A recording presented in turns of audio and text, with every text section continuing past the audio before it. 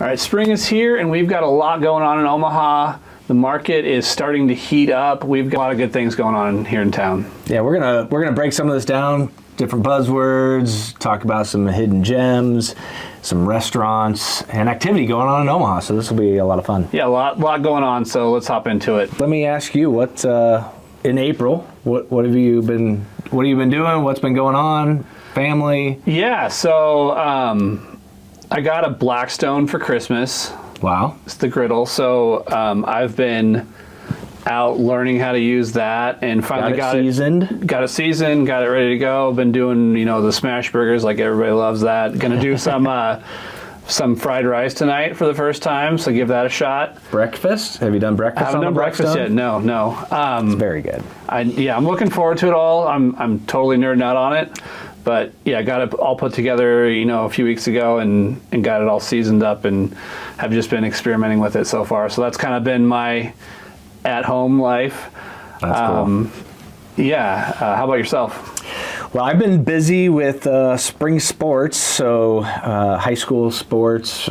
Have one daughter in soccer, another in club volleyball. So we've been all over the place. That's busy, yeah. Yeah, it's just nonstop games. Out of town? Game in town, out of town. Okay. Club tournaments and high school sports is just. It's like you have a game, you practice another game, practice another game. So it's nonstop. So. Yeah. A lot of fun. I'm not there yet. I finally got my Blackstone out of the garage, though, and it's back outside. All right, so ready to have a cook-off, maybe. They're a lot of fun. All right, let's talk about some of the new things that we got coming to town. Yeah, I don't know if you want to talk about this first one. This is interesting. I had not heard of Set the Bar. Yeah, so it's an all women's sports focused bar. So. You don't have to be a woman to go, but it's all women's sports on on the TVs. I haven't been yet. Where's it at? It's in Benson. It's in Benson, okay. Definitely on my list of things to try out. I just haven't been yet. I think it opened last month. And yeah, so I love the idea. I feel like Omaha is a good place for women's sports. We got the Supernovas, we got Love Volleyball, and people show up for it. That's for sure. Yeah, I went to the Supernovas game maybe 2 weeks ago. They beat Orlando in 4, I think. Nice. Allie Batenhorst is finally getting some good playing time. She's a lot of fun to watch. She's like when she hits, I think it's just because she's so tall. Like it doesn't look like the ball's going to come out that hard, but I think it's just like the length of her arm just like makes that thing hard to. We're really sports guys here. Hard to manage. But yeah, she's incredible to watch. I mean, we watched her a lot at Nebraska. And then Brooke Nuneviller, she's fun to watch too. She's an animal. So, and then we have the Meddys at Village Point Mediterranean, new restaurant. I have not been there, but that is opened up. Nor have I, but it's right across the street. We could hit it up after this, maybe. Yeah, exactly. Get some kebabs, or I don't know what their specialty is, but yeah, they and then this $45 million Blackstone. If you haven't been down to the Blackstone district lately, lots of construction, lots of movement, lots of activity going on. So yeah, it's I mean, they're getting ready for the streetcar to come in, right? Mm-hmm. And that development with that coming in is just, there's just tons of stuff. Like I was even over in Iowa last month, and the mayor was talking about I just saw it online. They want to take that golf course that's down just on the other side of the river and turn that into a new development, and then extend the streetcar over. Oh, really? Okay. And I know some people are up in arms about losing their golf course and their green space in the middle of town, but I guess that golf course only made like $30,000 to $40,000 a year.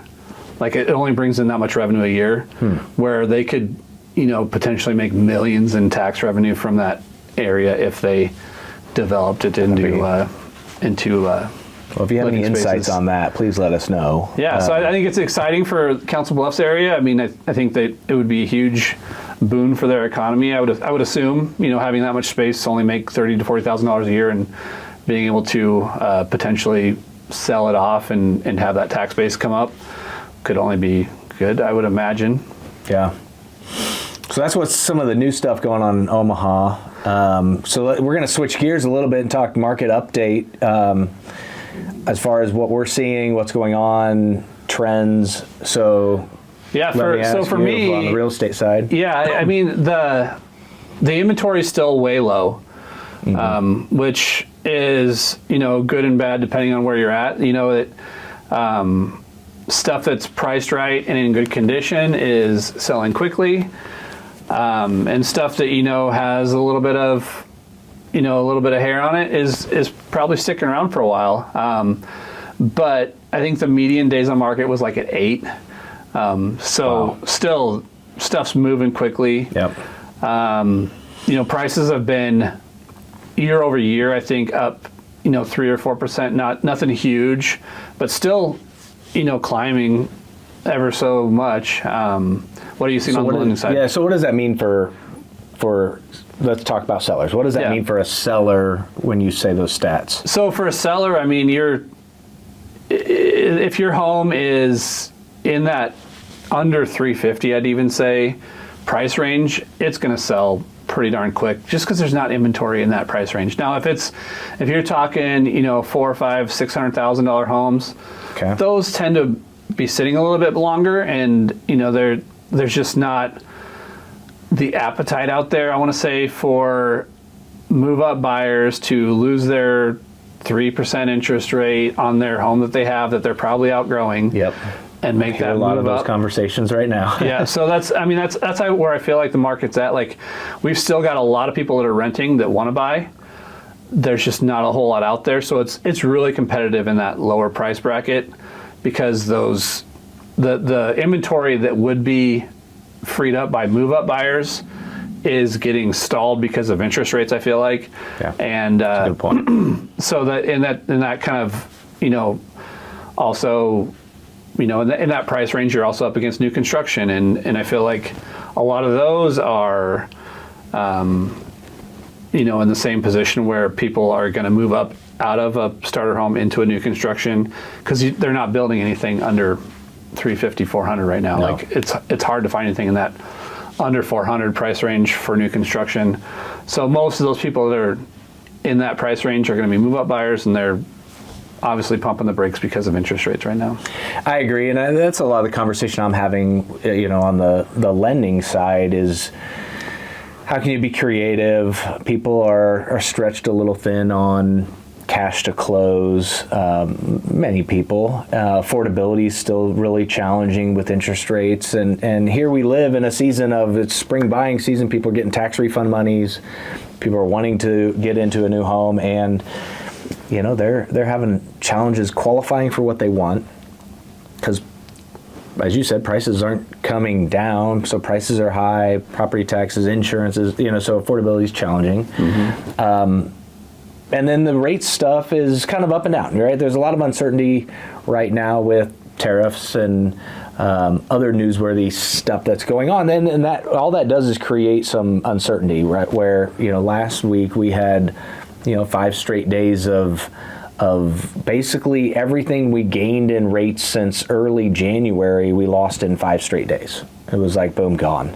Now we're bouncing back now, but that created uncertainty for people, and so a lot of them kind of pulled the e-brake, and then those that are under contract are like, well, I thought we were going to do this rate, but now it's this rate, and that's a lot of fun times. a lot to deal with. Let's talk a little bit about tariffs. I mean, I think the biggest thing there is new construction, right? Because I think a lot of the lumber comes from Canada. A lot of the gypsum that's in drywall, I think, is imported. I know that the fixtures and appliances, those are probably the biggest what if.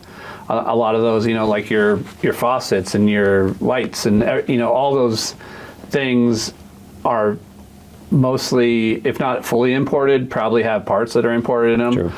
And so those prices are just hard to pin down right now. I know we had a builder panel in our office last Thursday, and some of the builders are already back to putting in escalation clauses into their building contracts so that if prices start climbing, they're going to put it on the shoulder of the buyers to Did they, to foot in that. this panel, did they mention, though, that we've dealt with this before, right? We Right, kind of went through this during COVID a couple years ago, during COVID. And where nobody thinks it's prices going to were- be as bad as COVID just because the supply chain isn't really getting disrupted. It's just they're Yes. tacking on Extra dollars. X amount % of whatever like the price would be. And who knows if those tariffs are going to stick. Like it's a crapshoot right now, right? Yeah. We just don't have any idea.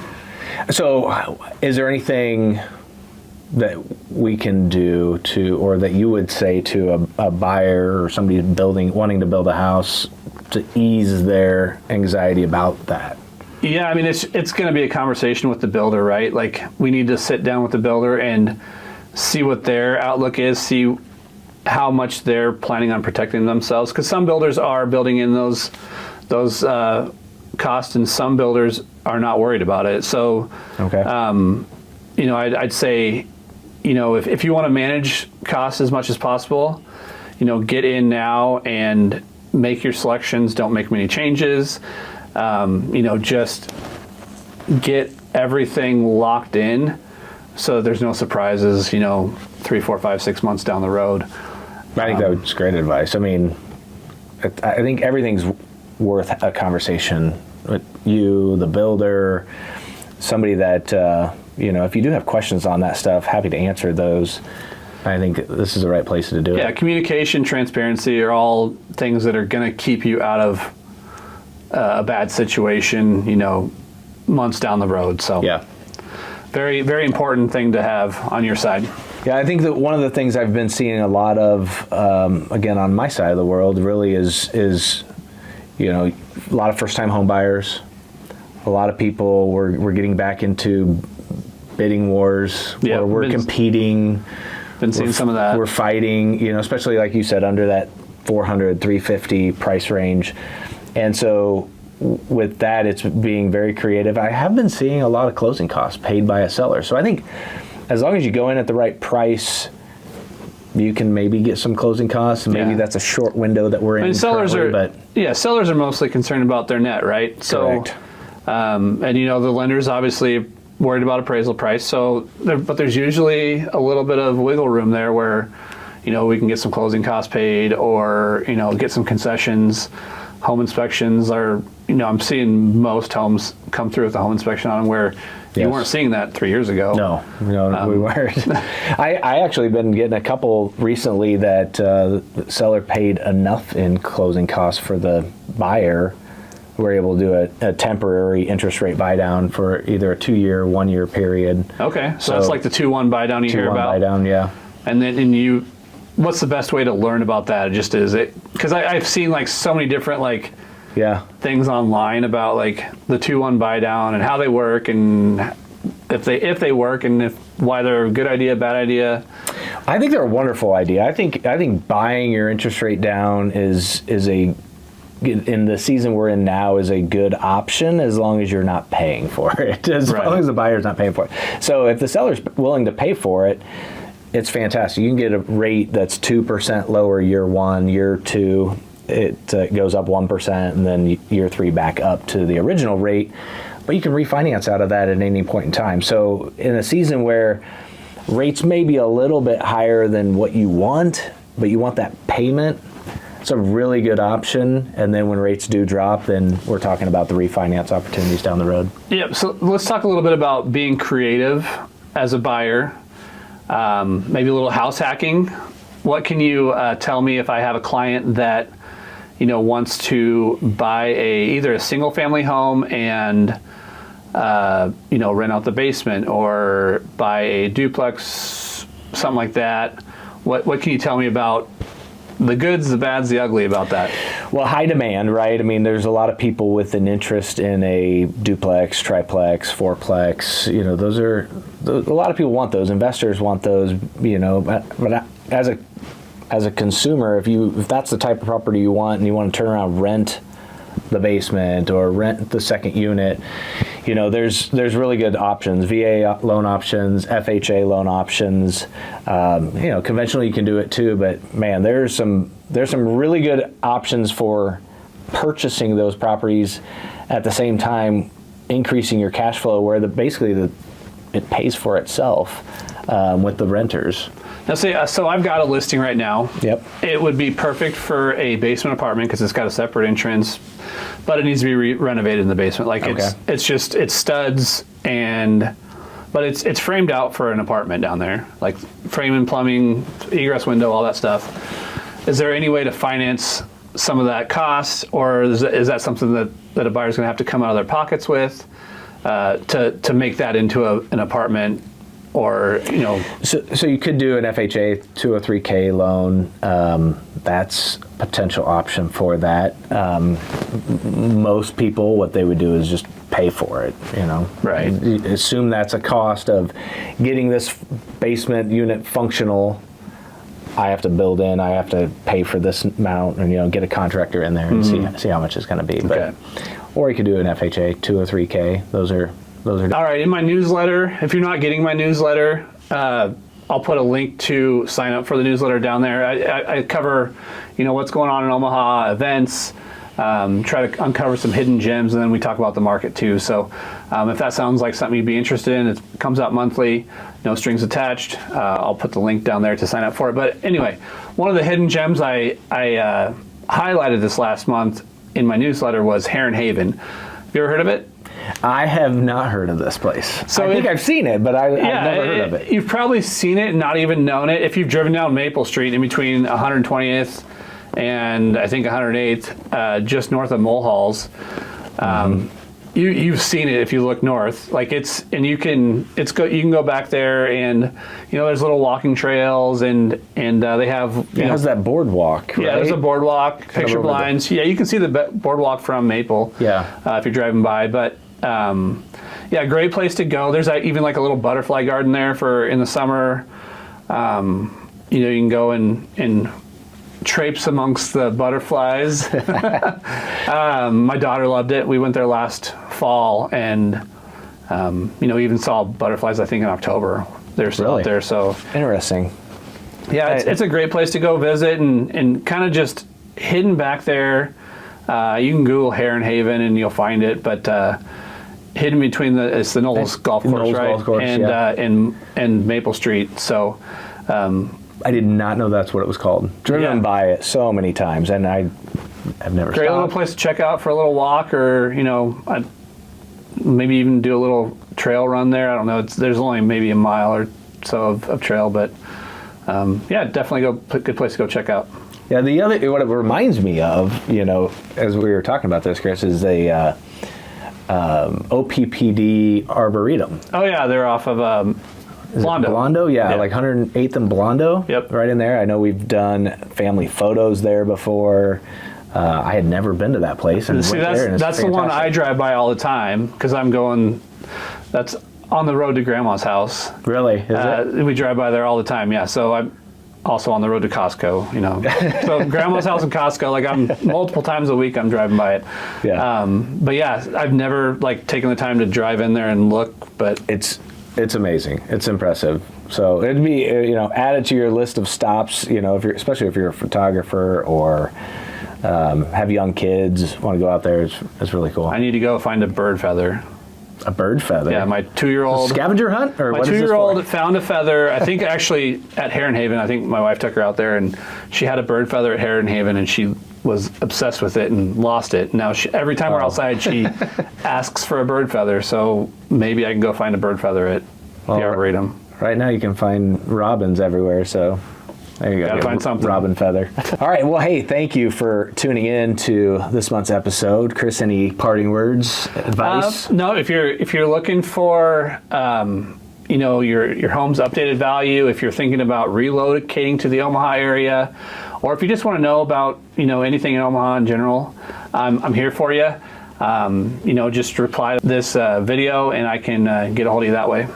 Awesome. Yeah, same with me. If you're looking to get pre-approved, looking to purchase, upsize, downsize, whatever it might be, or relocating, happy to answer any questions as far as financing goes and making sure you're ready, especially in this season, you got to have your pre-approval ready to rock and roll in order to purchase. And Brian, what's the best way to get a hold of you? Best way to get a hold of me is you can text me, call me.